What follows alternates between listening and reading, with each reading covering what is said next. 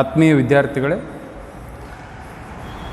ದ್ವಿತೀಯ PUC ರಾಜ್ಯಶಾಸ್ತ್ರ ವಿಷಯಕ್ಕೆ ತಮಗೆ ಮತ್ತೊಮ್ಮೆ ಸ್ವಾಗತವನ್ನು ಕೋರ್ತಾ, ಕಳೆದ ಅವಧಿಯಲ್ಲಿ 1ನೇ ಅಧ್ಯಾಯದ ಬಗ್ಗೆ ಅದರ ಪ್ರವೇಶವನ್ನು ನಾವು ಮಾಡಿದ್ದುಂಟು. ಈ ಅವಧಿಯಲ್ಲಿ 1ನೇ ಅಧ್ಯಾಯದಲ್ಲಿ ಬರುವಂತಹ ಮತ್ತೊಂದು ಪ್ರಮುಖವಾದಂತಹ ಕಾಯ್ದೆ 1919ರ ಮಾಂಟೆಗೋ ಚೇಮ್ಸ್ಫೋರ್ಡ್ ಕಾಯ್ದೆ ಅಥವಾ ಆ್ಯಕ್ಟ್ ಅಂತ ಹೇಳಿ ಕರೀತಾರೆ.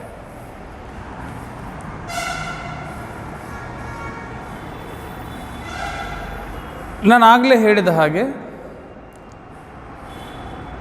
ಭಾರತೀಯರು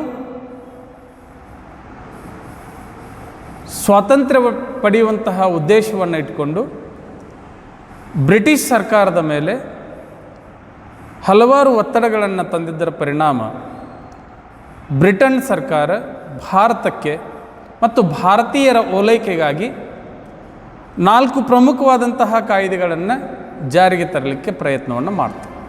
ಅದರಲ್ಲಿ ಕಳೆದ ಅವಧಿಯಲ್ಲಿ 1909ರ ಮಿಂಟೋ ಮಾರ್ಲೆ ಸುಧಾರಣೆಗಳ ಬಗ್ಗೆ ನಾವು ಅಧ್ಯಯನವನ್ನು ಮಾಡಿದ್ದುಂಟು. ಈ ಅವಧಿಯಲ್ಲಿ 2ನೆಯ ಕಾಯ್ದೆ 1919ರ ಮಾಂಟೆಗೋ ಚೇಮ್ಸ್ಫೋರ್ಡ್ ಆ್ಯಕ್ಟ್. 1909ರ ಕಾಯ್ದೆಯ ವಿಫಲತೆಯನ್ನು ತುಂಬಿಕೊಡುವ ಉದ್ದೇಶದಿಂದ 1919ರಲ್ಲಿ ಮಾಂಟೆಗೋ ಚೇಮ್ಸ್ಫೋರ್ಡ್ ಕಾಯ್ದೆಯನ್ನು ಜಾರಿಗೆ ತರಲಾಯಿತು. ಆದರೆ ಅಂತಿಮವಾಗಿ ಈ ಕಾಯ್ದೆಯೂ ಸಹಿತ ಭಾರತೀಯರ ಬೇಡಿಕೆಗಳನ್ನು ಈಡೇರಿಸದೇ ವಿಫಲವಾಗುತ್ತೆ. ಆದರೆ ಆ ಕಾಯ್ದೆ ಒಳಗೊಂಡಂತಹ ಪ್ರಮುಖ ವಿಷಯಗಳು ಏನಿದ್ದು, ಆ ಕಾಯ್ದೆಯ ಲಕ್ಷಣಗಳು ಏನಿದ್ದು, ಅವುಗಳನ್ನು ನಾವು ಅಧ್ಯಯನ ಮಾಡಬೇಕು. ಯಾಕಂದರೆ ಪರೀಕ್ಷೆಯ ದೃಷ್ಟಿಕೋನದಿಂದ ಇವೆಲ್ಲ ನಿಮಗೆ ಪ್ರಮುಖವಾದಂತಹ ವಿಷಯಗಳಾಗ್ತವೆ. 1909ರ ಕಾಯ್ದೆಯ ವಿಫಲತೆಯನ್ನು ಸರಿದೂಗಿಸುವ ಉದ್ದೇಶದಿಂದ 1919ರಲ್ಲಿ ಮಾಂಟೆಗೋ ಚೇಮ್ಸ್ಫೋರ್ಡ್ ಕಾಯ್ದೆಯನ್ನು ಜಾರಿಗೆ ತರಲಾಯಿತು. ಆದರೆ ಇದು ಸಹಿತ ವಿಫಲವಾಗಿದ್ದರ ಪರಿಣಾಮದಿಂದ ಭಾರತದಲ್ಲಿ ರಾಷ್ಟ್ರೀಯ ಕಾಂಗ್ರೆಸ್ನ ನಾಯಕರು ತಮ್ಮ ಹೋರಾಟವನ್ನು ತೀವ್ರಗೊಳಿಸುವುದರ ಮೂಲಕ ಹೋಮ್ ರೂಲ್ ಚಳುವಳಿಗೆ ಅವರು ನಾಂದಿಯನ್ನು ಹಾಡ್ತಾರೆ. ಈ ಹೋಮ್ ರೂಲ್ ಚಳವಳಿಯ ರೂವಾರಿ ಮಹಾತ್ಮ ಗಾಂಧಿಯವರಾಗಿರ್ತಾರೆ. ಯಾಕೆ ಈ ಚಳುವಳಿ ಪ್ರಾರಂಭವಾಯಿತು ಅಂತಂದರೆ, ಭಾರತದಲ್ಲಿ ಬ್ರಿಟಿಷರ ಆಡಳಿತದ ಅವಧಿಯಲ್ಲಿ ಭಾರತೀಯರಿಗೆ ಆಡಳಿತಾತ್ಮಕವಾಗಿ ಯಾವುದೇ ಹೆಚ್ಚಿನ ಪ್ರಾಶಸ್ತ್ಯವಿರಲಿಲ್ಲ, ಸ್ಥಾನಮಾನಗಳು ಸಹಿತ ದೊರೆತಿರಲಿಲ್ಲ. ಭಾರತೀಯರಿಗೆ ಆಡಳಿತ ವ್ಯವಸ್ಥೆಯಲ್ಲಿ ಹೆಚ್ಚಿನ ಅವಕಾಶಗಳನ್ನು ಕೊಡಿಸುವ ಮತ್ತು ಪಡೆಯುವ ಉದ್ದೇಶದಿಂದ ಈ ಚಳುವಳಿಯನ್ನು ಪ್ರಾರಂಭ ಮಾಡ್ತಾರೆ.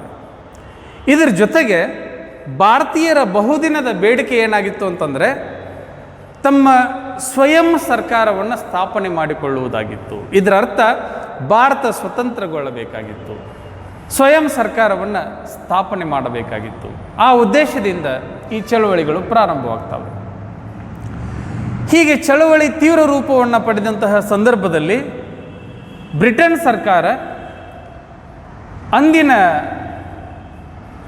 ಸೆಕ್ರೆಟರಿ ಆಫ್ ಸ್ಟೇಟ್ ಅಂದರೆ ರಾಜ್ಯ ಕಾರ್ಯದರ್ಶಿಯಾಗಿದ್ದಂತಹ ಮಾಂಟೆಗೋ ಚೇಮ್ಸ್ಫೋರ್ಡ್ರವರ ನೇತೃತ್ವದಲ್ಲಿ ಒಂದು ಆಯೋಗವನ್ನು ರಚನೆ ಮಾಡಿ ಭಾರತದಲ್ಲಿ 1909ರ ಕಾಯ್ದೆ ಯಾಕೆ ವಿಫಲವಾಯಿತು ಮತ್ತು ಭಾರತೀಯರ ಬೇಡಿಕೆಗಳು ಏನು ಅನ್ನುವುದರ ಬಗ್ಗೆ ಅಧ್ಯಯನ ಮಾಡಲಿಕ್ಕೆ ನೇಮಕವನ್ನು ಮಾಡ್ತಾರೆ. ಆ ಸಂದರ್ಭದಲ್ಲಿ ಮಾಂಟೆಗೋ ಚೇಮ್ಸ್ಫೋರ್ಡ್ ಭಾರತೀಯರ ಸ್ಥಿತಿಗತಿಗಳನ್ನು ಅಧ್ಯಯನ ಮಾಡಿ 1919ಕ್ಕೆ ತಮ್ಮ ಕಾಯ್ದೆಯನ್ನು ಬ್ರಿಟನ್ ಸರ್ಕಾರದ ಅನುಮತಿಯ ಮೇರೆಗೆ ಭಾರತದಲ್ಲಿ ಜಾರಿಗೆ ತರ್ತಾರೆ. ಆ ಜಾರಿಗೆ ಬಂದಂತಹ ಕಾಯ್ದೆ ಏನನ್ನು ಒಳಗೊಂಡಿತ್ತು ಅಥವಾ ಮಾಂಟೆಗೋ ಚೇಮ್ಸ್ಫೋರ್ಡ್ ಜಾರಿಗೆ ತಂದಂತಹ ಕಾಯ್ದೆಯಲ್ಲಿನ ಸುಧಾರಣೆಗಳು ಏನಾಗಿದ್ದು ಇದನ್ನು ಮುಂದೆ ನಾನು ನಿಮ್ಗೆ ಹೇಳ್ತೇನೆ. English medium students, the failure of 1909 Act of Minto Marley. Again, Britain government has taken strong steps to satisfy Indians, especially Indian National Congress leaders. They accept the demands of Indian Congress leaders and try to implement another act, that is 1919 Montego-Chelmsford Act. See, this is also failed to satisfy Indian demands or wants. Although, for the sake of your examination, we should read about or discuss about the reforms of Montego-Chelmsford Act of 1919. One side, a 1909 Minto Marley Act was fell down in the country, that was unable to satisfy Indian dreams or wants, and another side, a Britain government has to take decision to convey or to satisfy Indian national leaders or Indian Congress leaders with the implementation of a new act. But the National Congress leaders were not ready to accept the Montego-Chelmsford Act, and under the leadership of Mahatma Gandhi, were start home rule movement in the country. The moment of Indian freedom fight was a strongly willed here in the country. In that situation, Britain government tried to think to convey Indian Congress leaders, tried to satisfy, but there are lots of demands Britain government was not considered. For the reason, more opportunities in the administration of the country under the role of Britain government to Indians getting opportunities or participation in the administration, and main thing, Indians try to establish our own self-government. For the reason, Indians were not accept a 1919 Montego-Chelmsford Act in the country. Then what are the reforms Montego-Chelmsford Act suggests to the Indians? What it included? They are most important regarding your examination. See,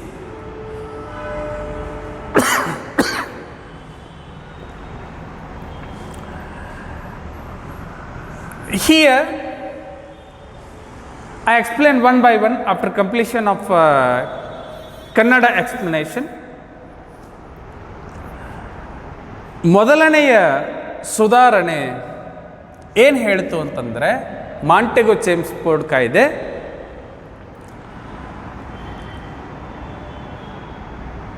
ಇದು ಕೇಂದ್ರದಲ್ಲಿ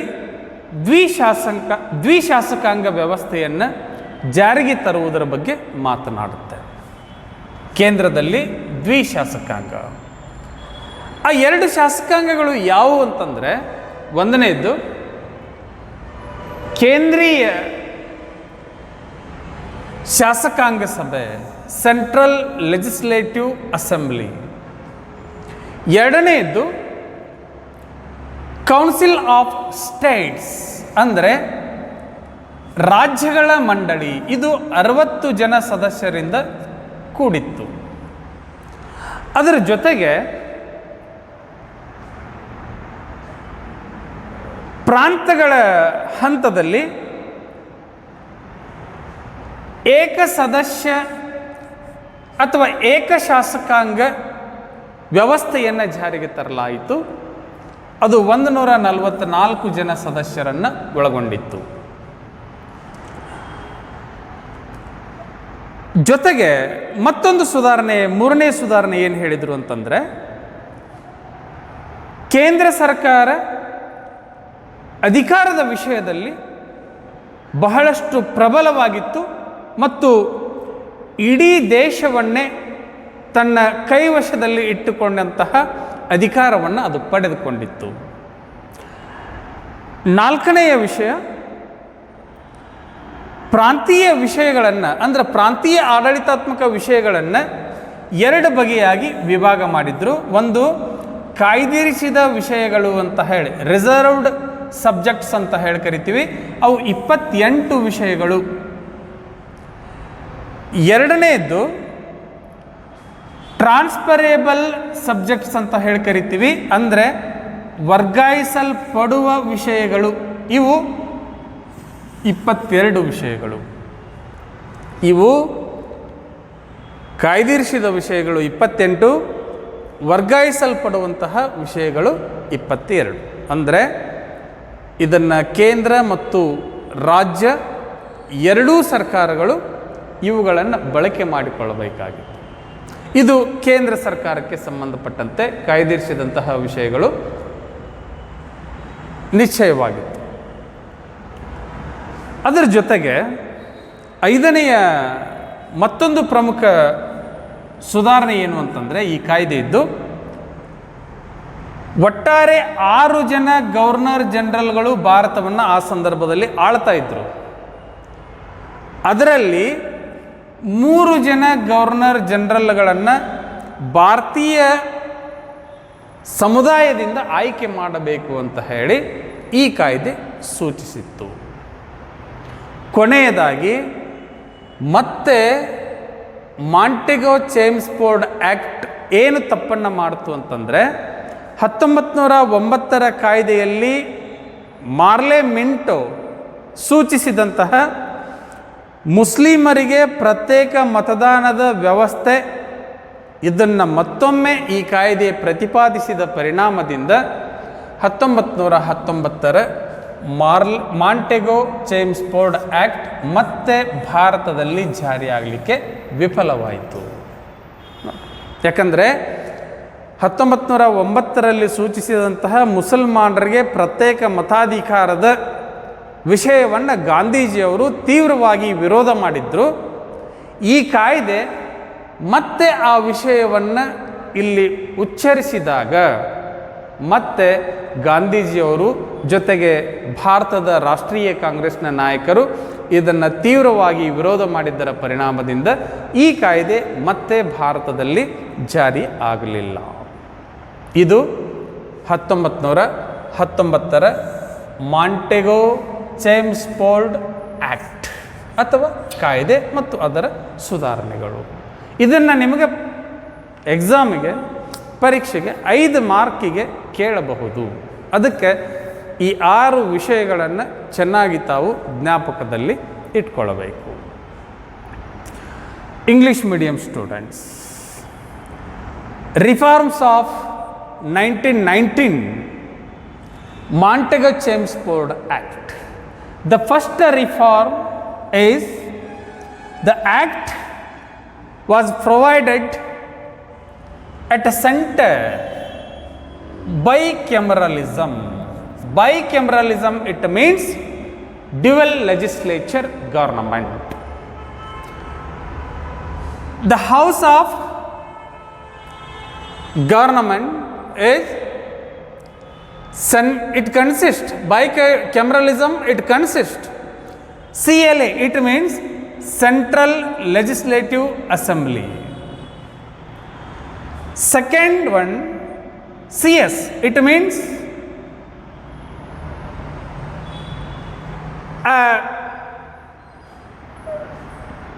Council of States. Council of States. Council of States consists 60 members itself. And another reform of the Act, in provincial governmental level, they ordained unicameral system. Unicameral system. It consists 144 members itself. Third one, from that time, Montego Chelmsford suggests a strong center or central government. It has almost all powers to control whole countries, including provinces. Fourth one, they divides administrative subject matters into two categories. First one, reserved subject matters, they are directly relates with the central government, they are 28 subjects. Second one, transferable subject matters, they are applicable both the center and provincial government, they are 22 subject matters. See, and the last one, fifth one, out of 6 Governor General of India, 3 should be meant by Indians. That it means they are showing sympathy and mercy over Indians. They are trying to provide opportunity to participate in the administration of Britain government in India. With reference of these 3 Governor Generals, they tried to satisfy Indians, but Indians are not satisfied. Why? Because again, this act also talked about separate electorate for Muslim. In 1909, for the reason the act which was failed in the country talks about a separate electorate for Muslim in the country. So this was decline in the country. But again here in 1909 also, Montego Chelmsford Act talks about a special electorate for Islam in the country.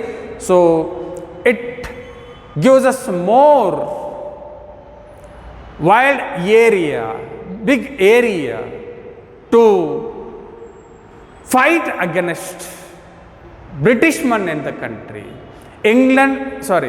Indian National Congress leaders were strongly opposed the reforms or suggestions of Montego Chelmsford Act in the country. So finally, 1909 Montego Chelmsford Act also come and end. It was not also implemented in the country.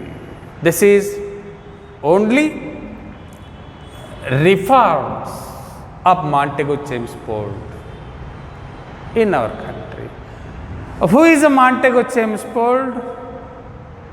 He was the Secretary of State from that time in 1919. See, so these 6 strong recommendations are a reform suggested by the Montego Chelmsford Act in the country, but that was not implemented in the country.